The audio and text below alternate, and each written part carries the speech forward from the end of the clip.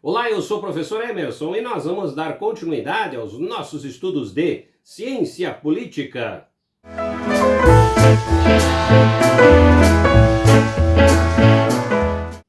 Prezados alunos, é um grande prazer estar aqui novamente com vocês e nós vamos então dar continuidade aos nossos estudos de ciência política. Hoje estaremos discutindo a temática A Escola Austríaca e as contribuições do texto hoje são do professor Adriano Gianturco, que vai trazer informações importantíssimas para nós conhecermos um pouco mais sobre esta temática. Vamos então ao nosso primeiro slide. A escola austríaca é mais conhecida pelos seus estudos sobre a economia e especialmente pela contribuição de Friedrich Hayek, o autor mais famoso e ganhador do chamado Prêmio Nobel de Economia em 1974, e portanto se fala geralmente de escola austríaca de economia. É importante ressaltar que para os austríacos não há diferença entre o estudo da economia e o da sociedade, de maneira geral, ou da política. A economia não se refere só às questões monetárias da vida, é a economização dos meios. Todos nós economizamos o tempo inteiro em todas as esferas da vida pessoal, em política também. Economizamos até quando isolados do resto do mundo. O exemplo de Robinson Crusoe é recorrente para explicar esse conceito. Crusoe economiza energia, recursos e tempo. Quando encontra a sexta-feira, interagem, nasce a sociedade e ambos continuam a economizar.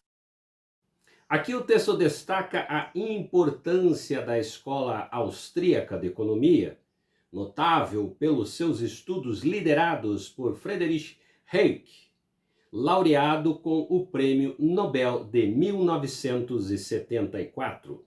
As contribuições dessa escola vão além de uma análise monetária, abrangendo uma visão mais ampla que integra economia, sociedade e política. Destaca-se que, para os austríacos, a economia não se limita ao dinheiro, mas sim à eficiência das alocações de recursos presentes em todas as esferas da vida. Vamos então ao nosso próximo slide.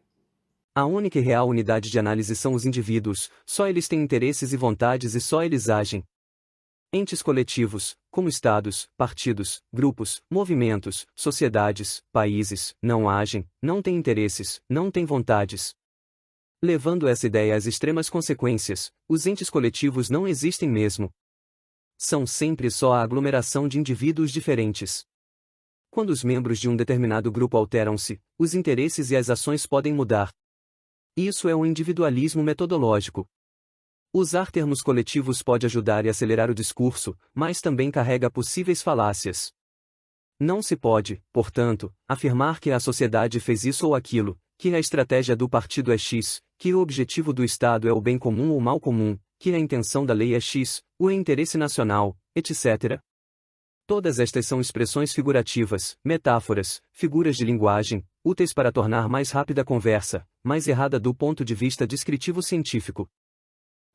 Aqui o texto aborda o conceito de individualismo metodológico, destacando que os verdadeiros agentes da ação na sociedade, que são os indivíduos, e não entidades coletivas como Estado, partidos e sociedades.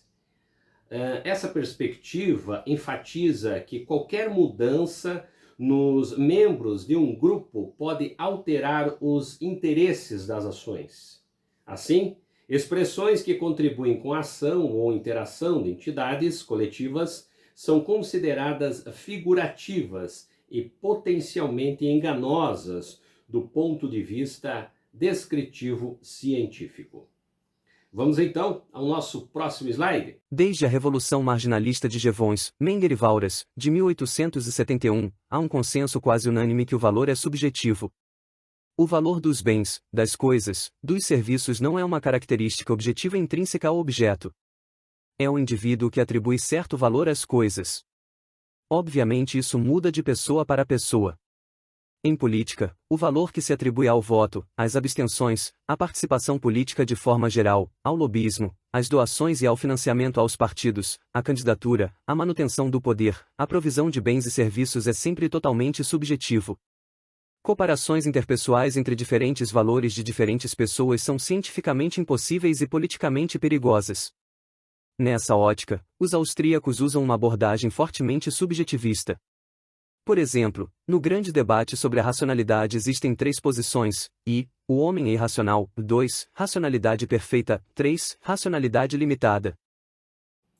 Aqui o texto destaca a importância da revolução marginalista de Jevons, Menger e Walras, em estabelecer um consenso de que o valor é subjetivo. Desde então, compreende-se que o valor dos bens, serviços e até mesmo questões políticas é determinado pelos indivíduos, variando de pessoa para pessoa.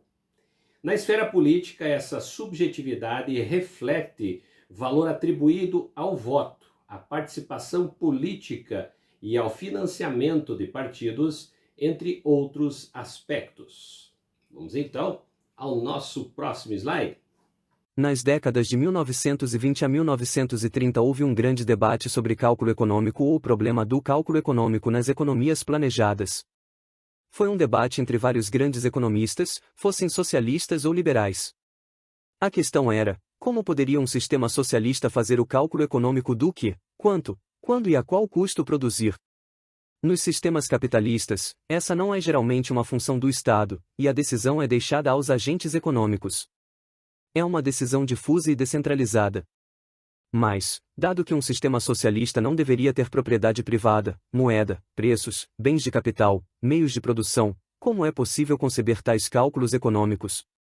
Segundo Mises e Hayek, isso era simplesmente impossível, pois só o mecanismo de preços pode fazê-lo. Os agentes econômicos não precisam conhecer as grandes leis da economia, as questões macro, eles só precisam olhar os preços: quando aumentam, irão produzir mais; quando diminuem, irão produzir menos. Dessa maneira a produção e a demanda se coordenam de forma harmoniosa. Aqui o texto aborda a importância do debate econômico nas esferas que ocorreram entre 1920 e 1930, sobre o cálculo econômico em economias planejadas, envolvendo tanto socialistas quanto liberais. A questão central era como um sistema socialista que poderia realizar eficientemente cálculos econômicos sem mecanismos de preços, propriedade privada e outros elementos característicos do sistema capitalista. Segundo Mises e Hayek, isso seria impossível, uma vez que somente o mercado, por meio de mecanismos e preços, pode coordenar eficientemente a produção e a demanda dentro desta sociedade. Vamos então ao nosso próximo slide. Segundo Lange Lerner, ao contrário, o Estado pode criar um comitê central de planejamento, estabelecer os preços por meio de tentativas e erros e instruir os gerentes das empresas estatais sobre o preço a cobrar. Alcançarão, assim, a eficiência paretiana. Outros autores socialistas acreditavam que até esses preços políticos e a moeda deviam desaparecer. Os austríacos ganharam o debate. Mises previu já em 1920 que um sistema econômico sem preços reais colapsaria. Hayek, discípulo de Mises, concorda com essa linha, mas faz algumas importantes contribuições, mostrando que a impossibilidade do cálculo econômico acontece porque o conhecimento dos agentes sociais é limitado.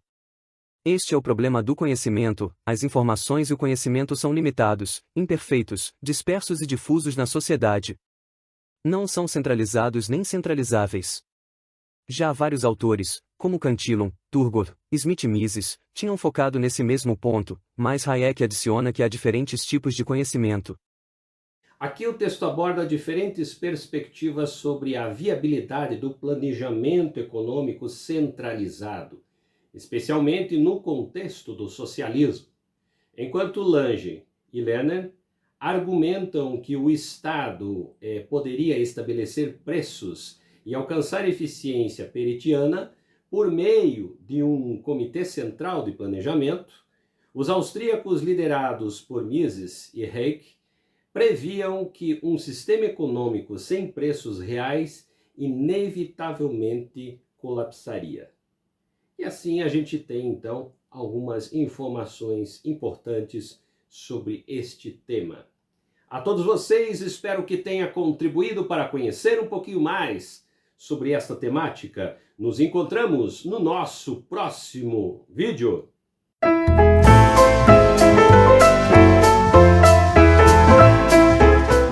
Se você gostou do vídeo, deixe seu like.